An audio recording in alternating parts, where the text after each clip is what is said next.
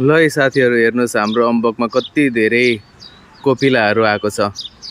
अब यो हप्ता दिन जस्तोमा त हप्तादेखि 10 दिनसम्ममा चाहिँ यसमा परागसेचन भएर चाहिँ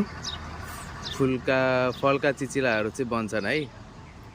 अब यस्तो बेलामा चाहिँ हामीले के स्प्रे गर्ने म हजुरलाई यहाँ मिक्स गरेर स्प्रे गरेर देखाउँछु, ताकि यो फुलहरू के कुनै पनि नझरोस्, चिचिलाहरू पनि सबै चाहिँ फलमा परिणत होस्। यसको लागि चाहिँ मैले यो 2 लिटरको ह्यान्ड पम्प स्प्रेयर लिएको छु।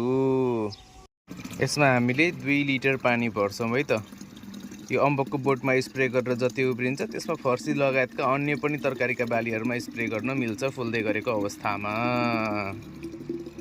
यसमा हामीले फोकस पिके चाहिँ 10 ml हाल्छौँ है।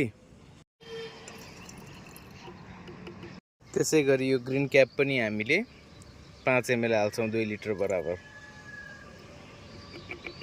मजाले हल्लाएर चलाइदिने। हामीले सिङ्का लट्ठीहरूको मद्दतबाट पनि यसलाई हल्लाउन सक्छौँ। टाइट हुने गरी हामीले बिर्को कस्दिने है त।